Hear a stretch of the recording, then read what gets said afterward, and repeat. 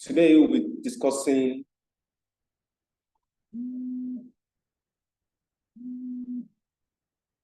good evening, everyone. Today we'll be discussing the topic synonyms. I welcome you all back to class today because this topic we want to discuss is a very vital topic in English language. As much as this topic is concerned, there is virtually any English examination that you write without this topic popping up as one or two of your questions there. So as you have it on the screen, the topic is synonyms.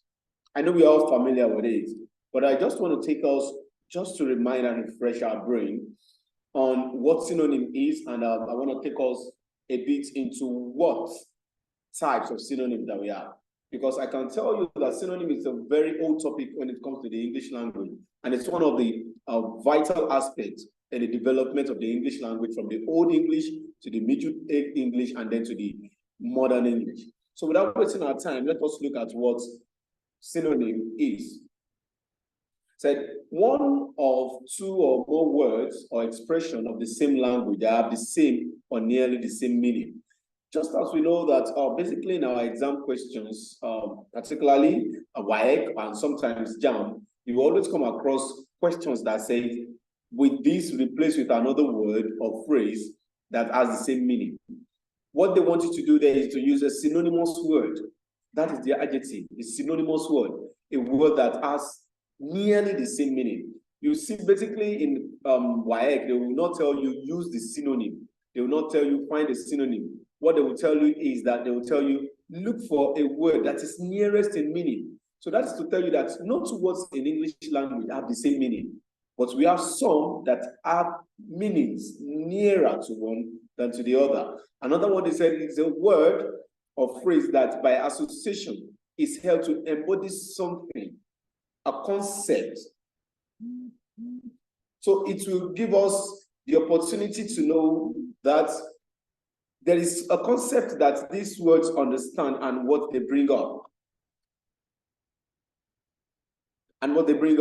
So when you're talking about synonym, you are not looking for an outright meaning to that. You are looking for something that has almost the same meaning like the word in question. So without wasting our time, let's dive into the purpose of studying synonym. Why do we talk about synonym? Why is it that in every examination, synonym seems to be popping up in all the questions? Why is it that there's hardly any exam we write without talking about synonym or without answering questions? The synonym. Why is it that synonym becomes so important to the parts of what we have to talk about? So these and all of the things that we want to discuss in this aspect. Now, the first one is synonym is studied because of word choice. Now, the first thing is that synonyms are crucial for choosing the perfect word. While some languages allow that you have only one word for one meaning, English uses a variety of words for a single meaning. That is, you can have as many words as possible in connection to one word. For instance, the word beautiful has so many meanings. It has so many synonyms. It has so many other words that can be likened to it. There are so other words in the English dictionary that if you look up the meaning, you realize that they are in a way or two synonymous to those words. So when you are picking words, synonym is there to guide you. However, you knowing the meaning of each of the words that you have at your disposal, you will know which one is fitting and which one does not fit. So I want you to pay attention to it and know what you're doing and how you're putting them to place. You need to consider that, okay, when I am asked to give a word that is nearest in meaning to another word, which words do I have at my disposal? What are the meaning of these words? And how do we use these words to fit into the question we are given? Because one major thing about using synonyms, or one major thing about considering synonyms in the English language is what we call contextualization. Every word that you are using in English language, or every word that you are trying to look for the synonym, must have a part in contextuality of the word you are bringing in. I cannot say that the word numerous and many are different. Yes, they are same. They are almost the same meaning, but that does not mean that in all cases that we can use them. No, we cannot use them in all cases. Rather, we can have them that we consider the situation of use before we put them to use. So English language allows for you to make the best choice. It gives you the opportunity to make the best choice when you're picking words to give in search of words. So let's move on from there. Look at the word beautiful alone. The word beautiful has over 500 words that are closer, that has almost the same meaning as it.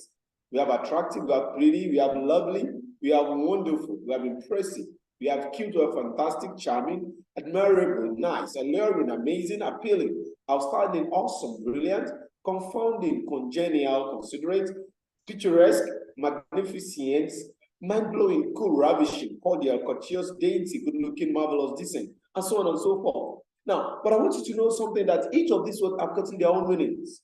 And it does not mean that two words can actually fit in the same situation. We could say that pretty and lovely have almost the same meaning, but they may not fit into the same sentence. You may not use them to replace each other in the same sentence. So that is what the definition for synonyms tells us, that you only use words that are nearest in meaning.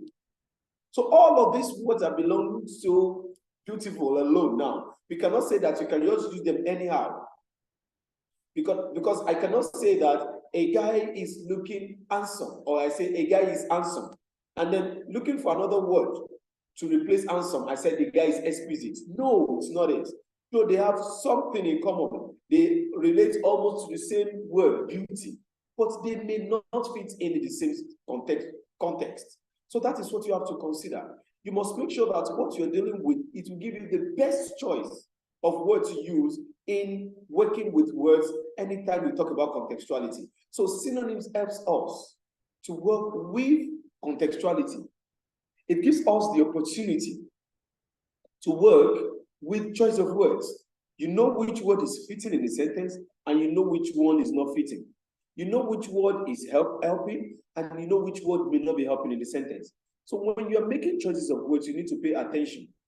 Not just that when you open your dictionary to look up the synonym of a word, you just pick any one that comes to your way. No. By the time you're making your choices, you need to carefully check if those words or the word you're picking will actually fit in contextually. So synonym will help you to make the best word choice when you're asked to replace a word with another one. Now, let's go back and look at how each of these things can be used. We can see that we can use fine, we can use excellent, and the likes like that. We can also say something beautiful is good. So let's pay attention to the words we have there. All right. Now, just to buttress our example, we said, for example, the difference between good, fine, and excellent can affect communication. You can say something is good, and if you use the same good where you're supposed to be using fine, your statement contextually becomes irrelevant. And if you use good where you're supposed to be using excellent, it is possible that you reduce the emphasis that you're supposed to place on that sentence, or it will not carry the weight that the statement will carry when you're having a conversation with someone. So synonym will give us the opportunity to pick the best word to fit in situations. It will give us the best word to fit in circumstances. So that is why I want you to pay attention to yourself when you're picking words, or when you're asked to pick a word nearest in meaning to another word in your exams. Now, how much you know synonyms will help you in choosing more words to talk, to write, to have conversations, to make up speeches. So you need to put that in place. Now, another thing is, synonym will help you to avoid the overuse of words. It will actually help you to avoid the overuse of words. So when you're writing, instead of repeating a word over and over, synonym yes, can you mute yourself?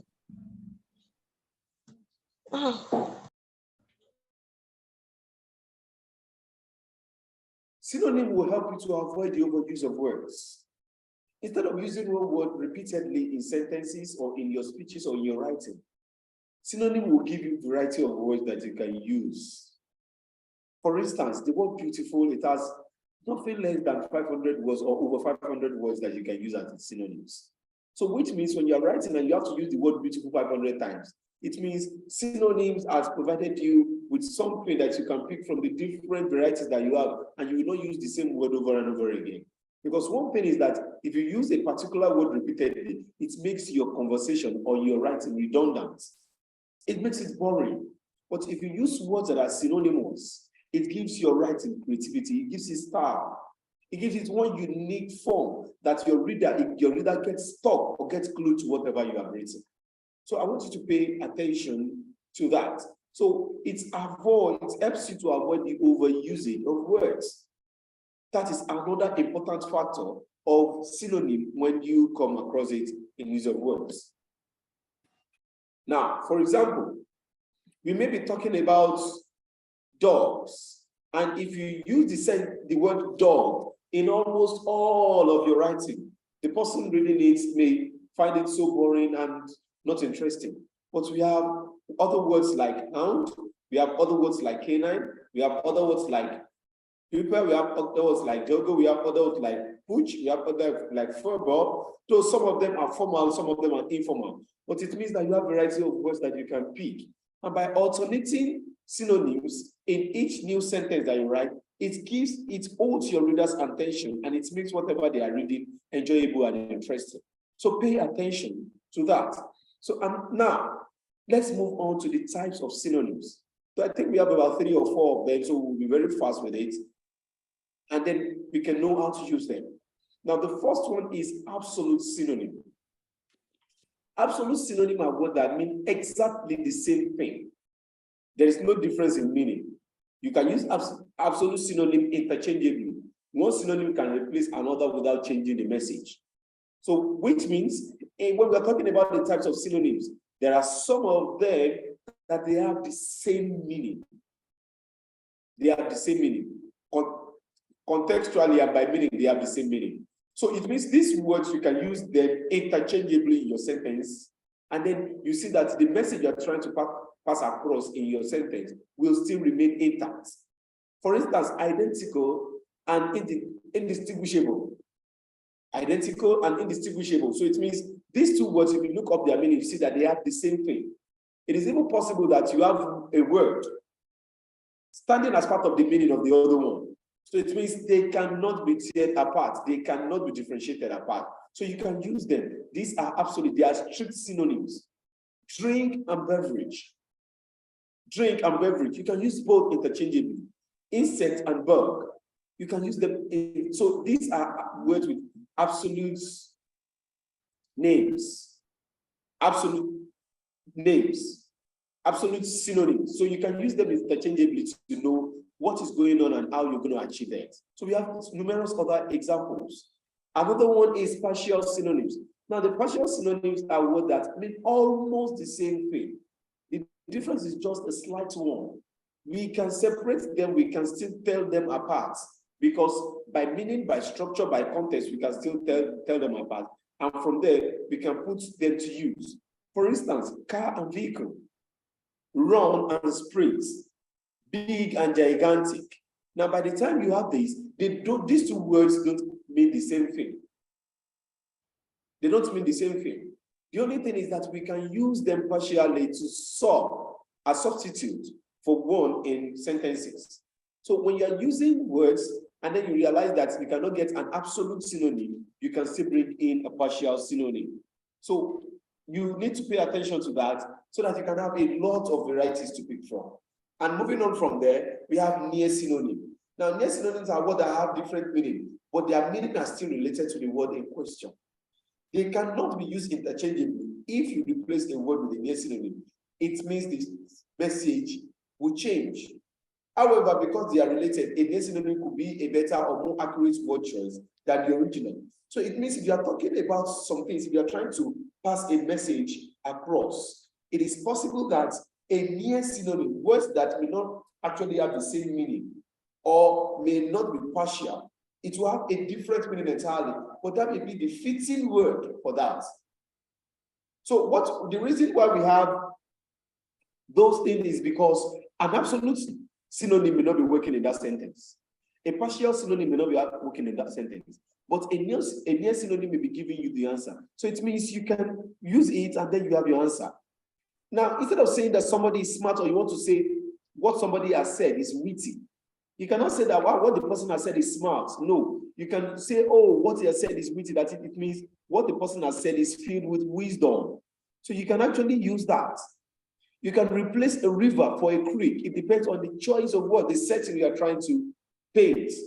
You can replace hairy for fairy. So if you're talking about maybe something you're talking about a bear, instead of saying that the bear is hairy, you can say it is fairy. So there are some things that are strict to human and there are some that are strict to animals.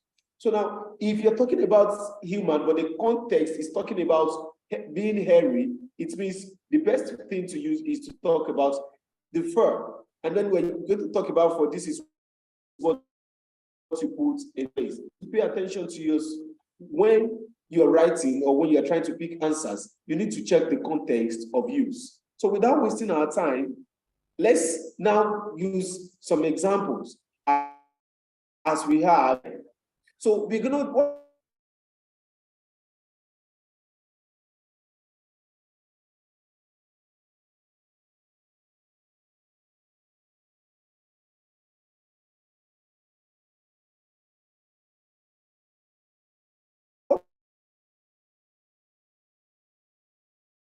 we're going to do is I don't really want to waste